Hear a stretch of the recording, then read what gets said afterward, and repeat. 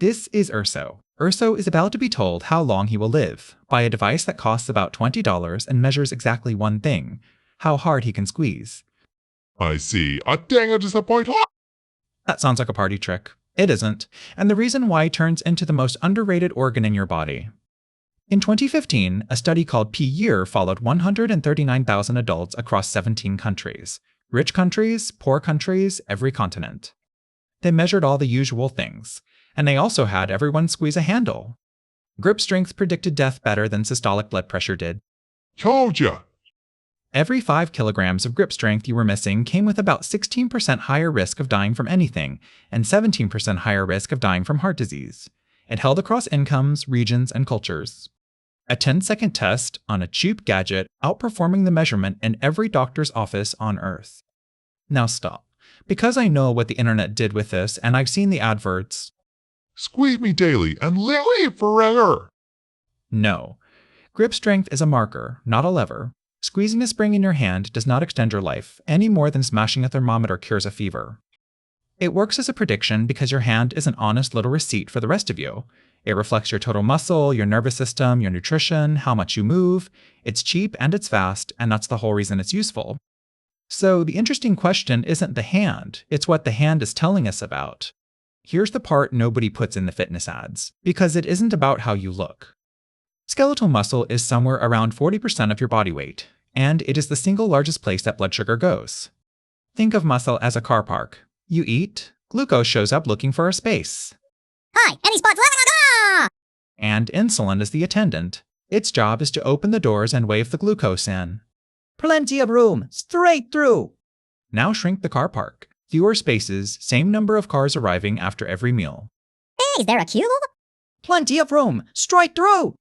That's insulin resistance in one picture. The attendant has to shout louder and louder to get the same result because there's less and less room to put anything. And your pancreas is the one doing the shouting. Do that for 20 years and it gets tired. I am so tired. So, how does the car park shrink? Slowly, and starting earlier than you'd like.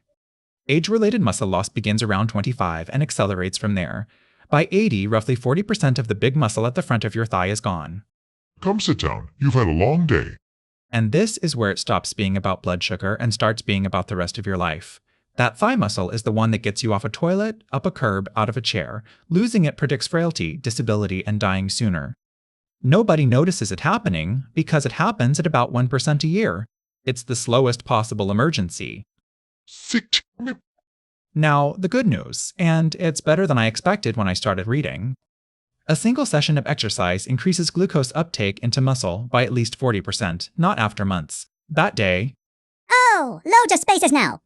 and whole body glucose uptake stays improved for up to 48 hours afterwards. One session buys you roughly 2 days of better blood sugar handling. It shows up in healthy people, in people with obesity, and in people with type 2 diabetes. And here's the part that matters most. It happens without any weight loss at all. Which means the benefit is not a reward for changing how you look. It's a direct effect of using the muscle you already have. I've been here the whole time. So what actually builds and keeps the car park? Boringly, making muscles work against something heavy, repeatedly. Both resistance training and aerobic exercise improve insulin sensitivity in older adults. They work through partly different routes, so doing some of each is not a compromise, it's a bonus. And resistance training works in your 80s. It works in people who have never trained. Muscle is one of the few tissues that stays willing to negotiate your entire life. You'll be needing my protein blend for that. No. Older adults do need more protein than the standard guidance assumes because aging muscle responds less to the same amount. But that's food. Eggs, beans, fish, yogurt, lentils. The tub is optional and always has been. The tub is a lifestyle. The tub is $30 of powdered milk with a picture of a lightning bolt on it. So here's the whole list, and none of it requires a gym. 1. Something heavy, twice a week. Heavy is relative. Heavy means the last few repetitions are genuinely hard for you. Bags of shopping count. Your own body weight counts. 2. Legs first, if you're only going to do a little. That's where the biggest car park is, and it's the one that decides whether you can get out of a chair at 80. 3. Eat protein like you mean it, especially if you're over 60. Spread across the day beats one big hit at dinner. 4. Walk after eating if you can. Muscles pull glucose out of the blood while they work, which is why a short walk after a meal does more than the same walk before it. Notice what's not here. No supplement, no machine, no before and after photo. The intervention is use your legs on purpose more than 0 times a week. You can do that sitting down, surely. Who cannot? And now, the honest ending. Everything in this video is observational at the top and mechanical at the bottom. We know muscle takes up most of your glucose. We know exercise improves insulin sensitivity in trials. What we can't do is promise you a number of extra years for a number of squats. But here's why I think this one matters more than most things I've covered. Muscle gets filed under vanity. It's in the aesthetics aisle, next to the mirrors and the protein tubs, when it should be in the metabolism aisle, next to the blood sugar monitors. It is the biggest metabolic organ you have. It's where most of what you eat ends up, and it's the only organ you can make more of, on purpose, at any age, for free.